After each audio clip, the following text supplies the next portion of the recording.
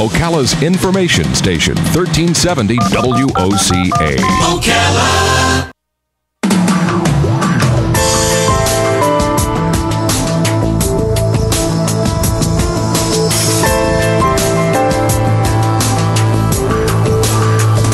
All right, 19 minutes after 9 o'clock. Thank you for tuning in this Monday morning. You know, not every morning, every hour it seems like there's another news story that comes out of Jerusalem, out of the Middle East, out of Israel. And one of these days there will be peace. And one of these days, I guess we'll see people over there living side by side and being friendly with each other. But until then, there's this mission to erase Israel from the face of the planet, and it's something I don't even know that I understand. But I know that the folks who defend Israel do that very, very well. Mm-hmm. And we have one of them on the phone. And you know who does that? It's the soldiers. First Lieutenant Aviv, Regev. I might be mispronouncing his name, but he is an Israeli deputy platoon commander, and he's featured in a new film. The film is called Beneath the Helmet, From High School to the Home Front. And I'm wondering how different it is. Well, I'm guessing it's probably greatly different, and then in some ways similar to the experience that some of our own soldiers have here in America. Beneath the Helmet, again, is the name of the movie. First Lieutenant Aviv Regev. Good morning, Lieutenant. Good morning, Larry. It's good to be with you. Good to be with you, too. Where are you right now? I'm actually in San Francisco right now. And I spoke yesterday at Berkeley, and tomorrow I'll be speaking at USC, and then I'm coming to Florida. Where are you going? Where are you going to be?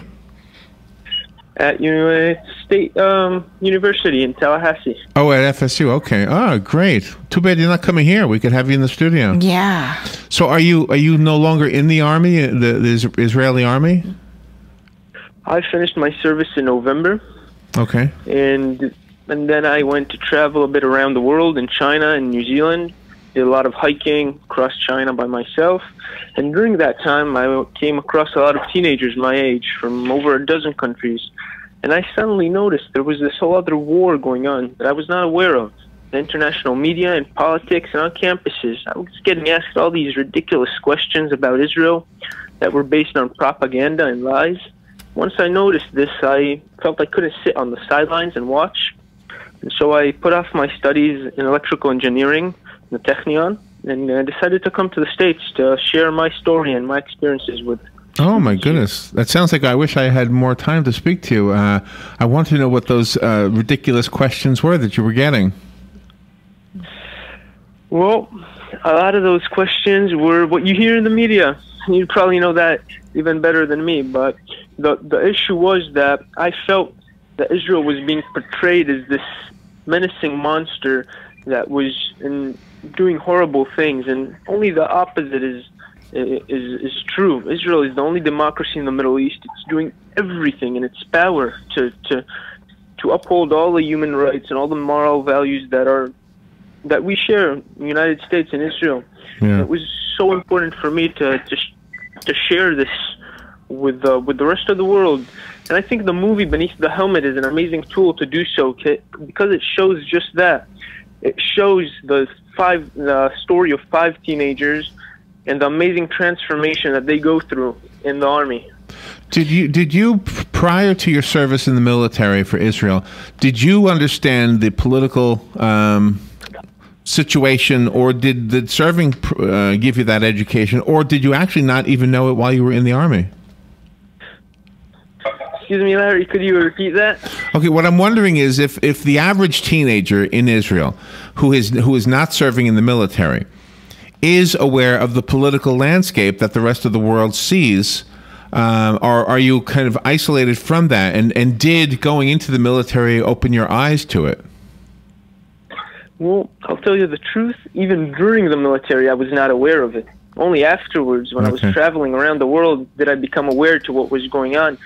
Because you're too focused on what's going on right now, and at the age of 23 to lead 120 soldiers, it takes up all your energy and all of your time. Yeah, you don't really have. So is the feeling that I get, and I said it at the intro, but I want to hear it from you.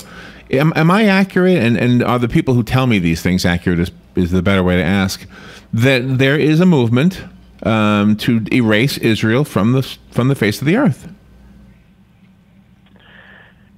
Well, I'm not sure which movement you're talking about, but that's not new. Well, I know it's not new, but I mean, okay. I mean, the nation was around 2,000 years ago, and now it's around again for another. How long has it been since 1948? I mean, it's a pretty new nation. Another 70 years. So you have people who want to eradicate Israel from the Middle East. But you know what, Larry? This is the first time in 2,000 years that Israel and the Jewish people in general can defend themselves.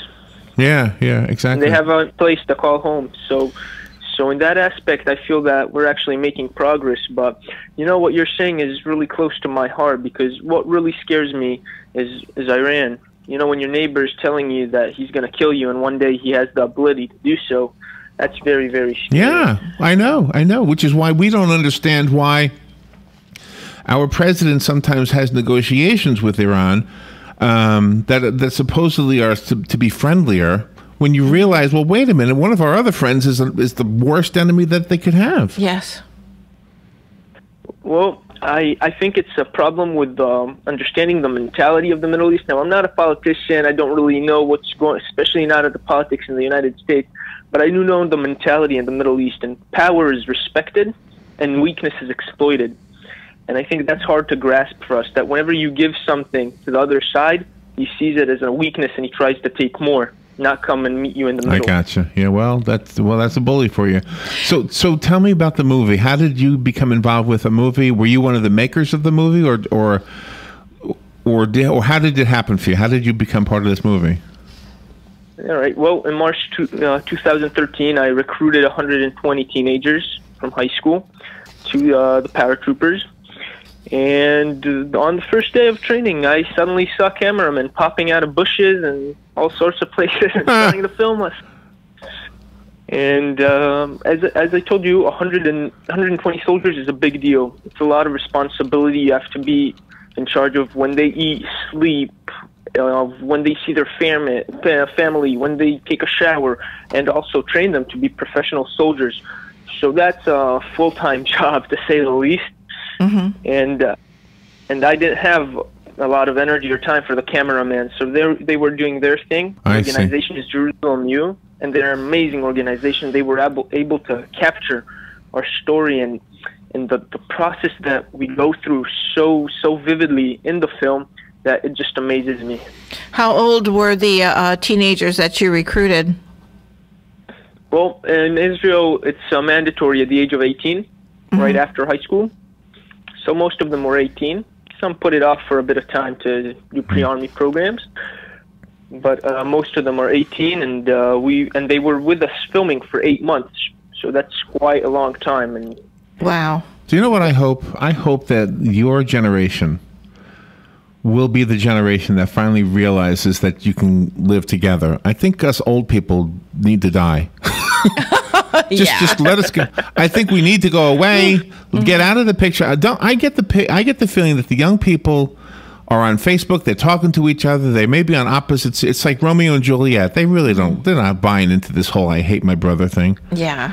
What do you think? Do you think your Palestinian brothers, or whatever you want to call them, your peers, the people who are your age, who are Palestinian, do you think they want to just end this all too? Larry, I'm just wondering in which category you put yourself in, the young ones or the old ones? I'm in the old ones. He's the wise one. I'm in the old ones, but I'm with you. I want peace. I don't want to see people fighting. I really do think that it all starts with education. That's the key, and that's where it starts. And you can see it here in the States, too. Education. And the problem that I have with the education the Palestinians are getting, and don't get me wrong, the Palestinian people are not our enemy. They're much victims to what's going on in Israel as the Israeli citizens. Yeah. Because they're being led by terrorist organizations irresponsibly and cynically. So they're definitely not our enemy. I think the problem is with education. The education they're getting is based on Iranian propaganda textbooks. And that is the problem. That's where it starts, and it's really really hard to control such ideas. You can see it with ISIS too. I think absolutely. This is exactly the way I see it too. When is the movie coming out? We've got one minute left. Well, it already came out in 2 premieres in LA and New York. Oh, okay. Now we're doing exclusive screenings in different universities. We've already been in Maryland, American University, in Ohio University, and in Berkeley. And we're doing USC tomorrow and Florida State University on Wednesday. On Wednesday. And can we see it online, or is this something we have to go to the school to see? Right now it's something that we still have to go to. Okay. You have to go to schools or communities to see. There's going to be a big event in Florida, which you can see about in our website, www.beneaththehelmet.com. All right, beneaththehelmet.com. If you get a chance, go up to FSU on Wednesday and check out the film. If you see it, let us know what you think about it too, by the way. Well, Lieutenant Aviv Regev, I hope I'm saying your name correctly. Thank you so much for being on the air with us today. Be safe. Thank you for what you're doing to help enlighten the world. And if you're ever in this part of Florida, we're about, how far are we from Tallahassee? About 3 hours. So if you're ever in this part of the country, or this part of the state, stop in and say hi. Thank you for having me, Larry. Good day. All right, thank you so much. We'll take a little break. We'll be right back.